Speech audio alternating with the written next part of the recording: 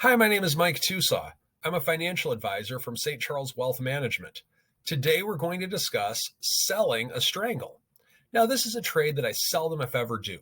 However, I think it's very important that you have an understanding of what this trade is and how it works, as it can and does relate to many other very important trading strategies. So if you look at the diagram, we just took the strangle that we bought in last week's video and literally flipped it upside down. So now we're actually selling it. Looking at the diagram, you'll see that the stock price is currently trading at $45 per share. The 50 call is trading at 95 cents per contract. The 40 put is trading at $1.05 per contract. So if we were to sell a naked call and a naked put, the credit that we would receive from that would be $2. Now, this one's pretty simple from the standpoint that all the stock has to do is stay between 40 and 50.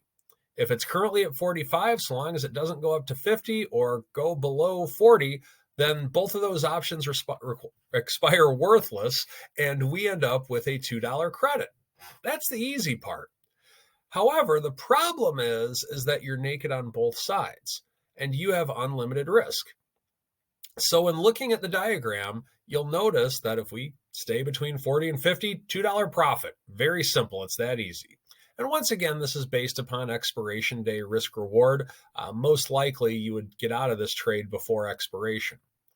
Where you would break even is if you were at 38 or 52.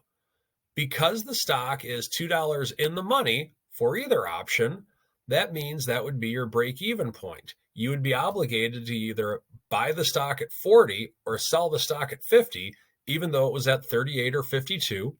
That would be where you would incur a $2 loss on the obligation. The credit you took in for the $2 credit on the strangle that you sold would mitigate the loss that you would take. Now, where is this bad? Anything below 38, you have risk all the way to zero. So you could be, let's say the stock went to zero, you would be getting a $2 potential reward for a $38 potential risk. That's something that you may want to consider, in that you do have a much greater risk than you do reward. Now, the same holds true if the stock were to go too high. If the stock were to go way past 52, you essentially sold a naked option. You got a $2 credit for it, but you actually have unlimited risk. Is that worth it? So this is a trade, folks, that you would do if you believe the stock were to stay between 40 and 50. Now, me personally, this is not a trade that I would do. And let's say if God were to tell me the stock were to stay between 40 and 50, and once again, God doesn't tell me where stocks are going to go, unfortunately. If God were to tell me that it would be within this range, then yeah, I would probably do that trade. But since God doesn't tell me what stocks are going to do, this is not a favorable risk reward for what I typically like to do. I don't feel comfortable with unlimited risk to the upside and selling a naked call. And then to the downside, if I wanted to sell the put to get into the stock, I would simply just sell the put to get into the stock if I were doing something like that.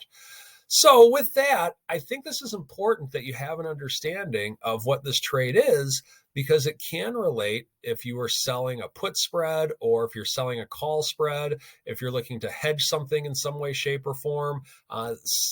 There are ways with which this trade can be part of a bigger picture, but simply selling a naked call and selling a naked put, it's not something that I particularly care to partake in.